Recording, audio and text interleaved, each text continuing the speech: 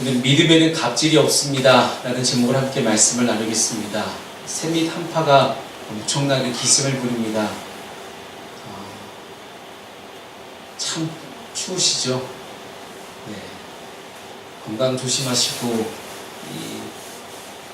이 2018년이 오늘 제외하고 하루가 남았는데 아프신 분들 없이 건강하게 새해를 맞이할 수 있는 여러분이 되셨으면 좋겠습니다.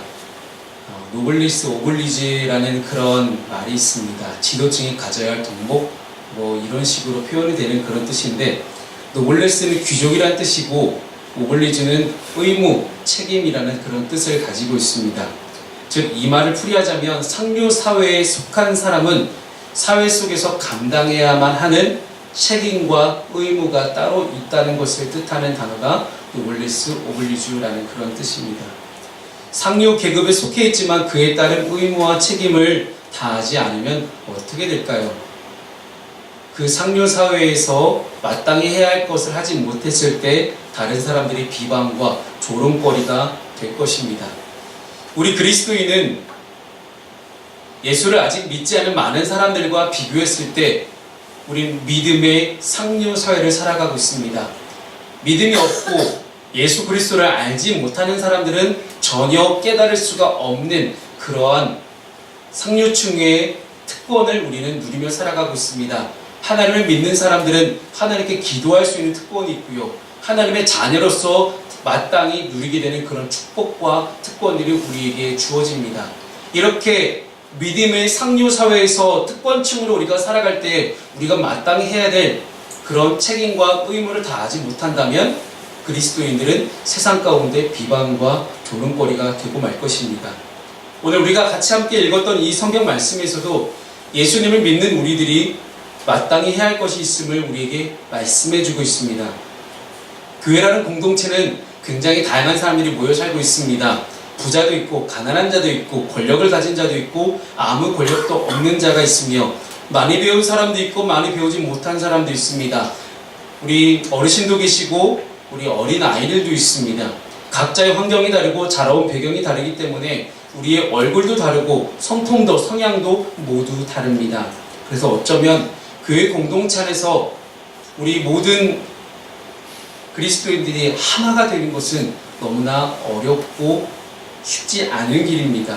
그러나 교회 공동체는 공통점이 하나 있는 것이 바로 모두가 예수를 믿는 사람들이라는 사실입니다. 그래서 교회 공동체는 믿음 공동체입니다. 그래서 하나님을 믿고 그 믿음 안에서 관계라는 것이 다른 공동체와는 차별화된 확실하게 구별되는 특징은 바로 예수를 믿고 그 믿음 안에서 하나가 되었다는 사실입니다. 그렇기 때문에 교회는 더욱더 믿음 안에서 하나가 되기를 노력하고 그 방향성을 향해서 추구할 수 있어야 됩니다. 그런데 문제는 그 영적인 관계 안에서도 강자가 있고 약자가 있다는 사실입니다. 다시 말해서 오랜 신앙생활을 통해서 믿음이 좋은 사람이 있는 반면에 이제 믿음 생활을 시작해서 얼마 되지 않아서 믿음이 연약하신 분들도 있다는 사실입니다. 오늘 본문을 기록할 당시에도 갈라디아 교회에서 바울은 로마 교회를 향해 편지를 쓰면서 로마 교회 안에 강자가 있고 약자가 있음을 분명하게 짚고 넘어가고 있습니다. 당시 로마 교회 안에는 지난 한 달 동안 저희가 로마서를 묵상하면서 가져왔던 늘 똑같은 공통적인 고민이 바로 유대인과 이방인들 사이에서 일어나는 그런 다툼들이었습니다. 당시 고린도 교회, 갈라디아 교회, 로마 교회, 거의 대부분 그리스 로마 지역에 세워졌던 수많은 교회들 가운데는 유대인과 이방인들 사이에 끊임없는 다툼이 일어나고 있었습니다. 절기를 지키는 문제나 우상에 바쳐진 제물을 먹는 문제들, 혹은 유대인의 율법에 금지되어 있는 그 많은 것들을 가지고 이방인들이 서슴없이 행동했을 때 따라오는 그러한 신앙의 정통성에 관한 문제들, 여러 가지 이슈를 가지고 서로가 서로를 정죄하는 일들이 많이 벌어지기 시작합니다. 고린도 교회는 4개의 파벌로 나뉘어서 끊임없이 싸우게 됐고요. 여성교회 안에서 수많은 사람들이 갈라져 서로 싸우기도 합니다. 그래서 바울은 믿음이 강한 자와 믿음이 약한 자 사이의 관계를 설명해주고 있습니다. 오늘날의 세계는 약육 강식이 지배하는 세계입니다. 강한 자가 약한 자를 잡아먹는 원리입니다. 동물의 세계라는 TV 프로그램을 본다 하더라도 거기에는 약육강식의 세계가 적나라하게 드러나 있습니다. 가장 강한 사자와 호랑이가 연약한 사슴과 노루등을 잡아먹는, 토끼를 잡아먹는 그런 일들이 너무나 아무렇지 않게 동물의 세계에는 표현되어 있습니다. 강자가 약자를 잡아먹는 것은 동물의 세계는 너무나 당연한 것처럼 보여지는데, 그 너무나 당연한 것처럼 보여지는 그 원리가 우리 인간 사회에서도 동일하게 드러나고 있다는 사실입니다. 지금도 자본이 많은 거대 자본을 갖고 있는 재벌들이 끊임없이 골목 상권을 위협하면서 잠식해 나가고 있고, 자신들은 더 돈을 많이 벌고 있고, 또다시 프랜차이즈를 늘려가며 부익부 빈익빈이 가속화되고 있는 것이 현재 한국의 경제 상황들입니다. 이 연말, 크리스마스와 연말이 되면 프랜차이즈 빵집들은 굉장히 큰 호황을 누립니다. 그런데 여전히 자신의 이름을 내걸고 열심히 빵을 반죽하고 있는 많은 개인 소상공인들은 연말이 돼도 똑같이 힘들다라고 합니다. 많은 포인트와 여러가지 혜택을 주고 있는 여러가지 프랜차이즈 빵집들, 그 거대 자본에 늘 밀려나고 있습니다. 빵집만 그럴까요? 거의 대부분의 우리나라의 경제가 활동하고 있는 모든 분야에서는 점점 더 부익부 빈익빈, 약육강식이 가속화되고 있습니다. 가진 자가 없는 자를, 배운 자가 못 배운 자를 무시하고 멸시하고 짓밟는 모습들, 지난 한 주간만 해도 갑질에 대한 뉴스와 기사들이 얼마나 많이 쏟아나오는지 모르겠습니다. 한 회사에서도 또다시 사장이 직원을 폭행하고 폭언을 일삼았던 그런 모든 영상이 그대로 노출이 돼서 사회가 시끌시끌했습니다. 자본주의 사회이기 때문에 부를 소유한 자가 강자가 되고, 돈 없고 소외된 자들은 약자가 됩니다. 오늘 바울은 본문을 통해서 오늘날의 표현대로 믿음이 강한 자가 갑질하지 말라는 내용의 말씀을 우리에게 전해주고 있습니다. 믿음 안에서 강자가 약자를 어떻게 대해야만 하는지 바울은 강자의 세 가지 중요한 윤리적인 그런 법도들을 우리에게 가르쳐 줍니다. 첫 번째는 강자가 약자의 약점을 담당하라는 것입니다. 오늘 본문의 1절 말씀을 함께 우리 읽겠습니다. 시작. 믿음이 강한 우리는 마땅히 믿음이 약한 자의 약점을 담당하고 자기를 기쁘게 하지 아니할 것이라. 아멘. 여러분, 이 1절 말씀을 저희가 쉬운 성경으로 제가 한 번 더 써놨습니다. 함께 읽어보겠습니다. 시작. 강한 우리는 약한 사람들의 약점을 돌보아주고 우리 자신을 기쁘게 하지 말아야 합니다. 약점을 담당하는 것, 즉 약점을 돌보아주는 것이 필요합니다. 약점을 들추고 비난하고 정죄하지 말고 그 약점을 돌보아 지켜주라는 것입니다. 그래서 로마서 14장 1절 말씀 가운데도 뭐라고 기록되어 있냐면, 믿음이 연약한 자를 너희가 받되 그의 의견을 비판하지 말라라고 성경은 우리에게 가르쳐주고 있습니다. 즉 믿음이 연약한 자를 받아주라는 거예요. 그대로 수용해 주라는 것입니다. 강자는 약자를 괴롭게 해서는 안 됩니다. 그 연약함으로 인하여서 시험당하고 낙심하지 않을 수 있도록 우리는 도와줘야 됩니다. 그래서 믿음의 공동체란 약한 자를 품어줄 수 있는 그런 공동체가 되어야 합니다. 만약에 저희 교회에서 한 주 예배를 빠졌는데 그 사람에게 가서 정죄하고 비난을 쏟아낸다면 그 사람이 과연 예수를 믿겠다라고 얘기할까요? 절대 안 믿을 겁니다. 그래서 교회라는 공동체는 서로의 아픔을, 약점을, 어려운 점들을 함께 감싸주고 돌보아주고 관심과 사랑을 쏟아부어야 되는 것이 바로 교회라는 공동체입니다. 믿음이 약한 자의 약점, 여러분 교회 안에 보면 아직은 믿음의 확신이 부족하고 연약하고 돌봄이 필요하고 기다려주고 참아주는 것들이 필요한 그런 사람들이 있습니다. 그런 약자들을 위해서 강자가 필요한 것입니다. 여러분, 어린 아이들을 보게 되면 어린 아이들은 아직 세상을 다 미처 경험하지 못했기 때문에 무엇이 중요한지 우선순위가 아직 분명하지 않습니다. 그리고 어떤 것이 위험한지 어떤 것이 안전한 것인지에 대한 분별도 잘 되지 않습니다. 그런데 어른들의 욕심에, 어른들의 마음에 자꾸만 우리 어린이들에게 뭔가를 요구하기 시작한다면, 그리고 그것을 받아들여주지 못한다면 과연 그 아이들은 정상적으로 바르게 자랄 수 있을까요? 즉 믿음이 강한 자는 자기 자신을 위해 존재하는 것이 아닙니다. 힘이 센 사람이 약한 사람을 도와줄 수 있고 강한 자가 약자를 도와줄 수 있습니다. 약자가 강자를 도와주는 경우도 있긴 합니다만은 거의 대부분은 강자가 약자를 도와줍니다. 물론 우리 어린 친구들이 엄마의 설거지를 도와줄 수는 있어요. 하지만 거의 대부분 엄마가 어린애들이 거의 대부분 모든 것들을 다 담당해주는 그런 편들입니다. 강자는 약자를 도와주기 위해서 존재합니다. 그러므로 강한 자는 마땅히 약한 자의 약점을 담당해야만 하는 것입니다. 제가 대학교에서 우리 청년들에게 이성교제 강의를 할 때 늘 하는 말이 있습니다. 하나님께서 아담과 하와를 만드시고 하와를 아담을 도울 수 있는 돕는 배필로 만드셨습니다. 돕는 배필, 즉 하와가 아담을 돕습니다. 강한 자가 약자를 돕는다고 했죠. 하와가 더 셉니다. 우리 여성 동지들이요, 자부심을 가지고 이쪽에 여성들만, 우리 이영희 집사님 계시구나. 우리 여성 동지들이 더 강하다는 사실을 기억하시고, 그래서 교회에 강한 여성들이 더 많은 것 같아요.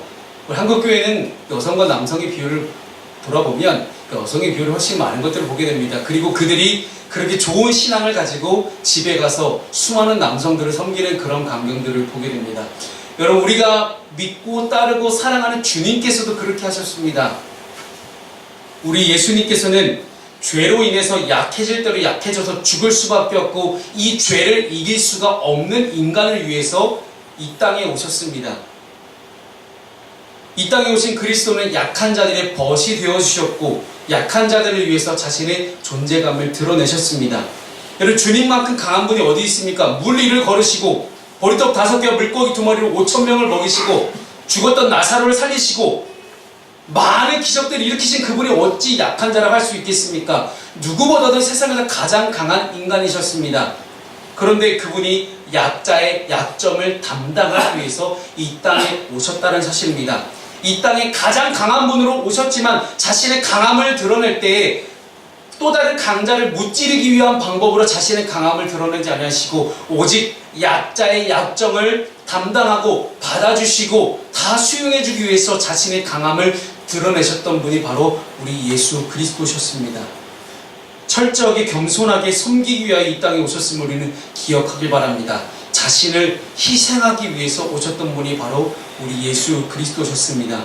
주님은 자신이 가진 모든 것들을 약한 자들을 위해 내어놓으셨던 것처럼 그 힘도 능력도 생명까지도 죄인과 약한 자들을 위해서 아낌없이 내어놓으셨다는 것을 우리가 다시 한번 기억해보며 우리가 예수 그리스도를 묵상하기를 바랍니다. 또한 이 글을 쓰고 있는 바울은 어땠습니까? 바울도 강한 자였습니다. 그 지혜와 능력이 너무나 뛰어났습니다. 그러나 그가 예수님을 만난 이후에 변화가 됐습니다. 약한 자를 위해 자신의 인생을 헌신할 줄 아는 그런 사도가 되었습니다. 예수님처럼 철저하게 그는 섬기는 삶을 살아갔습니다. 바울은 자신을 강하게 하신 주님의 뜻을 온전히 깨달았기 때문입니다. 바울이 어떤 사람이었습니까? 유대인이요, 율법학자요, 바리새인이요, 또한 가말리엘을 무언하에서 배웠고 그리고 베냐민 지파였습니다. 여러분, 베냐민 지파의 기스의 아들 사울이 이스라엘의 초대 왕입니다. 이스라엘의 초대 왕이었던 사람이 자신의 지파에 자신의 가문에서 태어났다는 것은 베냐민 지파에게는 계속해서 엄청난 영광으로 자리 잡았습니다. 실제로 많은 문서들을 읽다 보면 12지파 중에 유다 지파와 베냐민 지파가 그렇게 자존심들이 셉니다. 우리나라에도 자존심이 센 그런 성씨들이 있잖아요. 왕족들이 있지요. 기미박 이렇게 표현되는 그런 성씨들이 있는데 바울은 또 가말리엘 문화에서 배웠어요. 가말리엘 사람이 밑에서 배웠다는 것은요, 지금으로 말하면 세계 최고의 대학에서 배웠다는 그런 이야기입니다. 그런데 바울은 갈라디아서 6장 2절 말씀 가운데 이렇게 말씀합니다. 너희가 짐을 서로 지라. 그리하여 그리스도의 법을 성취하라. 강자가 약자를 짓밟는, 강자는 강자대로 살아가고 약자는 약자대로 그렇게 늘 짓밟히며 살아가야 되는 그런 법이 아니라 너희를 향한 진정한 하나님의 법은 어떤 법이냐? 너희가 서로의 짐을 서로 져주라는 것입니다. 이 사람의 짐이 무겁습니까? 그러면 이 사람의 짐을 내가 대신 질 수 있는 것, 그것이 바로 하나님의 나라의 법이라는 것입니다. 우리가 서로 짐을 서로 질 때 우리는 서로 강한 자가 됩니다. 믿음이 강한 자들이 될 것입니다. 하나님께서 우리의 믿음을 강하게 하심은 약한 자들을 돌보고 그 일을 위하여 우리를 이 땅 가운데 부르셨다는 사실입니다. 우리의 강한 믿음을 자랑이나 혹은 판단이나 정죄의 도구로 사용하지 말고 오직 섬김과 봉사의 도구로, 봉사의 기회로 삼을 수 있는 여러분 되었으면 좋겠습니다. 오늘 본문 1절에 보면 바울은 믿음이 강한 우리는 이렇게 스스로를 표현하고 있습니다. 이 표현을 잘 묵상해 보면 우리를 향한 하나님의 뜻을 우리는 발견하게 됩니다. 하나님은 약한 자를 위해 일하기도 하시지만 강한 자들을 사용하셔서 하나님은 이를 성취하시는 분이십니다. 물론 강하다 할지라도 하나님의 도우심을 받아야 하는 사람인 것은 분명하나 하나님을 기쁘시게 하는 자로서 강한 자가 되어서 우리가 약한 자를 돌보시는 하나님의 사역에 동참할 수가 있는 것입니다. 주님 안에서 강한 자가 되어서 하나님께 귀하게 쓰임받을 수 있는 저와 여러분 되기를 주님의 이름으로 축복합니다. 바라기는 2019년에 저와 여러분의 모든 믿음이 강한 자들이 되기를 소망합니다. 여러분 모두가 믿음이 강한 사람들이 되셔서 믿음이 약한 자들 그리고 나보다 더 연약한 자들을 함께 섬기고 돌보아줄 수 있는 그런 강한 자들로 거듭날 수 있는 저 여러분 되기를 주님의 이름으로 축복합니다. 두 번째는 우리가 믿음의 강한 자가 되어서 강한 자는 어떻게 노블리스 오블리주를 실천할 수 있을까요? 이웃을 기쁘게 하는 삶을 살아가는 것입니다. 우리 2절 초반에 보면 우리 각 사람이 이웃을 기쁘게 하되 라고 성경은 말씀하고 있습니다. 즉 우리는 자기 자신을 기쁘게 하는 사람이 아니라 우리는 이웃을 기쁘게 할 수 있는 사람이 되어야 됩니다. 사람들은 다 자기 중심적인 존재입니다. 결국은 인간은 연약한 죄인이라고 이야기할 수밖에 없는 사실은 나는 나 자신을 위해 살아가고 있다는 사실을 깨닫고 발견할 때입니다. 그래서 무엇을 하든지 사람은 결국은 자기 자신을 위해서 일을 합니다. 근데 자기를 기쁘게 하기 위해서 다른 사람들의 마음을 아프게 하는 경우가 많다는 데에 문제가 있습니다. 나 스스로가 기쁜 것이 별 문제가 되겠습니다만은 나 혼자 기쁘게 하기 위해서 누군가를 아프게 한다는 것은 굉장히 큰 문제가 됩니다. 이웃을 기쁘게 하기 위해서 나를 희생하는 사람은 그렇게 많지 않다는데 우리는 문제가 발생합니다. 로마 교회나 고린도 교회에서 발생한 그런 분란과 분쟁들도 보게 되면 사실은 다 소위 믿음이 강하다고 하는 자들이 믿음이 약한 자들을 생각하지 않고 자기들을 기쁘게 하려고 하는 데서 기인한 것이 있었습니다. 서로 자기 자신을 드러내고 내가 믿음이 강한 자니까 나는 이 교회에서 내가 더 인정받고 내가 더 명예가 드높아졌다는 그런 마음을 갖고 있었던 사람들이 결국은 분파로 갈라져서 서로가 서로를 싸우고 있었던 것입니다. 서로가 서로를 정죄하다 보니 누군가를 정죄하고 짓밟지 않으면 내가 높아질 수 없다는 생각이 있어서 그들은 끊임없이 그렇게 싸워왔던 것입니다. 그래서 사도 바울은 로마 교회 성도들 향해 자기를 기쁘게 하지 말라라고 권면하고 있습니다. 고린도전서 13장은 사랑장이라는 이름으로 불려집니다. 진정한 사랑이 무엇인지 고린도전서 13장 4절과 5절 말씀을 함께 우리 화면을 보면서 읽어보도록 하겠습니다. 시작. 사랑은 오래 참고 사랑은 온유하며 시기하지 아니하며 사랑은 자랑하지 아니하며 교만하지 아니하며 무례히 행하지 아니하며 자기의 유익을 구하지 아니하며 성내지 아니하며 악한 것을 생각하지 아니하며. 아멘. 내 유익과 내 기쁨을 위함이 아니라 이웃의 기쁨이 되기 위한 사랑의 삶을 살아가는 것, 그것이 바로 그리스도인에게 마땅한 자세인 줄로 믿으시기 바랍니다. 예수 그리스도께서도 이 땅 가운데서 이웃을 기쁘게 하는 그런 삶의 모범을 보여주셨습니다. 예수님은 단 한 번도 자신의 유익과 기쁨을 위해 살지 않으셨습니다. 본인은 너무나 힘들고 고달프고 무려 식사할 시간도 없어서 제자들과 쫄쫄 굶으셨는데도 불구하고 그 자리에 앉아있는 목자 없는 양같이 유리되어 있는 많은 이스라엘 사람들을 바라보면서 이방인들을 바라보면서 그들을 불쌍히 여기시고 긍휼히 여기셔서 그들에게 말씀으로 가르쳐 주시고 또 오병이의 기적을 통해서 그들의 배고픔까지도 채워주신 분이 우리 예수 그리스도셨습니다. 이웃을 기쁘게 하는 삶을 살기 위해 철저하게 자기 자신을 부인하는 그런 삶을 살아가셨습니다. 내 기쁨이 아닌 이웃을 기쁨을 위한 삶을 살아가는 것 참 쉽지 않습니다. 그러나 어쩌면 인간의 본성을 거스르는 일이기 때문에 더욱 그럴지도 모르겠습니다. 인간의 본성이란 결국 자기의 만족과 유익을 위해 살아가는 사람이기 때문입니다. 성경은 그것을 곧 인간의 연약함이다라고 이야기합니다. 그래서 고통이 따를 수 있습니다. 내 유익과 만족과 기쁨이 아니라 다른 이웃의 만족과 기쁨을 위해 살아가는 것은 마땅히 고통이 따릅니다. 그러나 나를 기쁘게 하면서 신앙생활을 하는 것은 종교인은 될 수 있어도 진정한 그리스도인은 될 수가 없는 것입니다. 그리스도를 본받아서 이웃을 기쁘게 하는 삶을 살 수 있기를 바랍니다. 그랬을 때 우리가 잘 아는 대로 바울은 자신의 자유와 권리를 절제하면서 자기를 쳐서 복종하는 삶을 살았습니다. 그래서 바울이 했던 유명한 고백들이 있지 않습니까? 나는 풍부에도 처할 줄도 알았고 궁핍에도 처할 줄 아는 그런 일체의 비결을 배웠노라. 그리고 그 안에서 나는 내게 능력 주신 자 안에서 모든 것을 할 수 있는, 모든 것을 견딜 수 있는, 모든 것을 감당해낼 수 있는 그러한 능력자가 되었다라고 그는 이야기합니다. 내게 능력 주신 자 안에서 내가 모든 걸 할 수 있다는 그런 바울의 고백은 자기가 슈퍼맨이 되어서 자기가 엄청나게 강한 사람이 되었다는 그런 고백이 아닙니다. 어떤 상황 가운데서도 오직 그리스도만을 위해 살아가다 보니 모든 상황과 환경 속에서 견뎌낼 수 있는 그런 사람이 되었다는 고백입니다. 그렇게 되었을 때 바울의 고백은 이런 고백입니다. 빌립보서 3장 14절 말씀을 함께 읽겠습니다. 시작. 표대를 향하여 그리스도 예수 안에서 하나님이 위에서 부르신 부름의 상을 위하여 달려가노라. 아멘.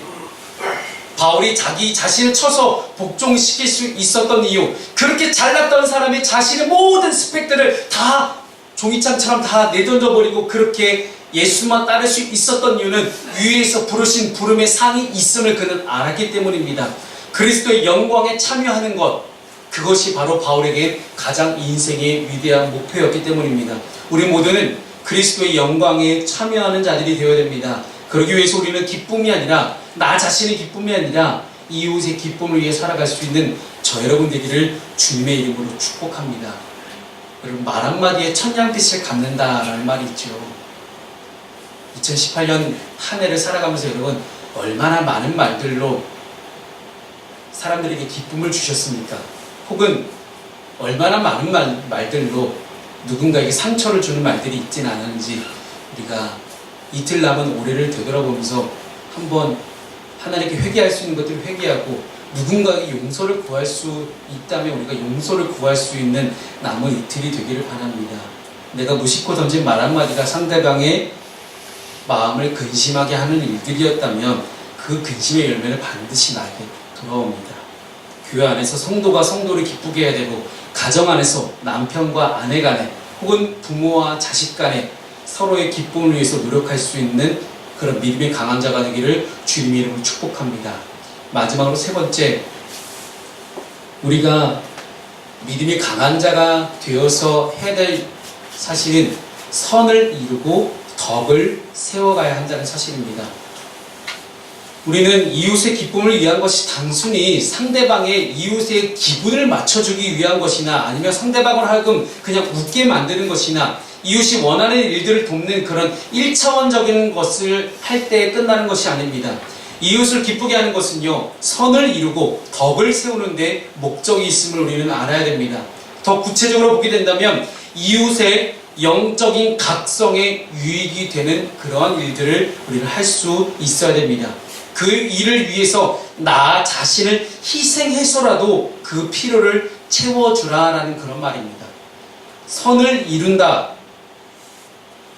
이 선을 이룬다는 이 표현을 우리가 헬라어 그리스어 원문으로 보게 되면 그 의미는 자기 자신을 위한 삶이 아니라 남을 생각한다는 그런 행위적인 것을 이야기합니다. 즉 이기적인 삶이 아니라 매우 이타적인 삶을 사는 것이 바로 선을 이루는 삶이라는 사실입니다. 덕을 세우고 라는 이 표현은 집을 세운다라는 그런 표현이 있습니다. 집을 세워간다는 그런 속뜻이 담겨져 있는데 곧 건축한다는 의미를 담고 있습니다. 영적인 의미에서 집을 세운다는 것은 결국 공동체를 세워가는 것입니다. 교회 공동체, 가정 공동체를 세워가면서 건강하게 세워가는 것, 그것이 바로 덕을 세운다는 것입니다. 공동체가 마음이 하나가 되고 또한 서로의 기쁨을 위해, 서로의 유익을 위해 희생하고 헌신하는 아름다움이 우리에게 절대적으로 필요합니다. 개인주의가 팽배해지고 많은 사람들이 갑질을 하기 시작하고 이기적인 사람들의 횡포 때문에 누군가는 마음의 상처를 받고 있는 이 시대 가운데 우리는 선을 이루고 덕을 세우는 것이 얼마나 중요한 가치인가를 다시 한번 생각해 볼 수 있는 오늘 마지막 주일이 되기를 소망합니다. 오늘 본문 5절 6절 말씀을 함께 우리 읽겠습니다. 시작. 이제 인내와 위로의 하나님이 너희로 그리스도 예수를 본받아 서로 뜻이 같게 하여 주사 한 마음과 한 입으로 하나님 곧 우리 주 예수 그리스도의 아버지께 영광을 돌리게 하려 하노라. 아멘. 예수 그리스도를 본받아서 아버지께 영광을 돌리기 위한 삶을 살아가는 것, 물론 각자의 마음과 생각이 다를 수는 있습니다. 하지만 공동체의 유익을 위해서 우리는 양보하고 내 뜻을 굽힐 수 있어야 됩니다. 강한 자가 약자를 받아주고 강한 자도 약자를 품어주고 약한 자는 강한 자를 이해해 줄 수 있는 그런 조화로운 모습, 조화로운 공동체. 약점을 들춰내기보다는 강점을 칭찬해주고 서로 높여주고 세워주는 그런 일들을 통해서 서로 품어주고 안아줄 수 있는 그런 일들이 2019년에 우리 푸른숲교회 공동체 가운데도 일어나길 소망합니다. 그렇게 우리는 선을 이루고 덕을 세워갈 수 있는 저와 여러분 되었으면 좋겠습니다. 내가 아닌 공동체를 위해서 내가 할 수 있는 일들이 무엇이 있을까? 나 자신의 만족과 유익을 위한 일들이 아니라 내가 가정을 위해서, 가족들을 위해서, 교회를 위해서 내가 할 수 있는 일들이 무엇이 있을까를 고민하고 진지하게 묵상해 볼 수 있는 오늘 하루, 남은 하루가 되었으면 좋겠습니다. 로마서 14장 18절 19절 말씀 함께 우리 읽고 우리 마지막으로 함께 한 이야기를 하고 오늘 말씀을 마치려고 합니다. 함께 읽습니다. 시작. 이로써 그리스도를 섬기는 자는 하나님을 기쁘시게 하며 사람에게도 칭찬을 받느니라. 그러므로 우리가 화평의 일과 서로 덕을 세우는 일을 힘쓰나니. 아멘. 서로 화평해지고 서로 덕을 세우는 일에 힘쓸 때 사람에게도 칭찬받고 또한 하나님을 기쁘시게 하는 그리스도를 섬길 수 있는 주님의 백성들이 되기를 주님의 이름으로 축원합니다. 여러분, 허들링이라는 표현 혹시 아시는지 모르겠습니다. 제가 예전에도 설교 때 한번 이 영화를 썼었는데 이 허들링이라는 것은 펭귄입니다. 펭귄들의 습성들을 가리켜서 이야기하는 건데 알을 품은 펭귄들이 한데 모여서 서로의 체온으로 혹한의 추위를 이겨내는 방법들입니다. 남극에는 평균 기온이 영하 40도에서 50도 정도가 된다고 이야기를 합니다. 펭귄들은 추위를 이겨내기 위해서 무리 전체가 돌면서 바깥쪽과 안쪽에 있는 펭귄들이 계속해서 서로의 위치를 바꿔갑니다. 바깥에 있는 펭귄들의 체온이 떨어질 때쯤 서로의 위치를 바꿈으로 엄청난 강추위를 이겨내는 방법을 그들은 자연적으로 터득했던 것입니다. 이와 마찬가지로 우리 모두가 서로의 약점을 돌보아주고 나 자신이 아니라 이웃을 위해 덕을 위한 삶, 공동체를 세워가는 삶을 살아갈 때 우리는 얼마나 아름다운 하나님 나라를 경험하게 될까요? 강자가 약자를 짓밟고 약자의 모든 것을 빼앗아버리는 그런 각질이 아니라 강자가 약자를 품어주고 안쪽에서 잘 세워갈 수 있도록 안쪽 공간에서 새끼들이 잘 자라날 수 있도록 끊임없이 엄청나게 매서운 칼바람을 막아줄 수 있는 그러한 능력들, 그러한 희생과 헌신과 기쁨들, 우리 자라는 다음 세대들이 더 믿음 안에서 잘 세워질 수 있도록 우리 어른들이 서로가 서로를 함께 북돋아주며 용기를 불어넣어주며 이 다음 세대를 함께 세워갈 수 있다면 그런 영적인 허들링이 2019년에 우리 푸른숲교회 공동체 가운데도 여러분의 가정 가운데도 일어나기를 주님의 이름으로 축복합니다. 기도하겠습니다.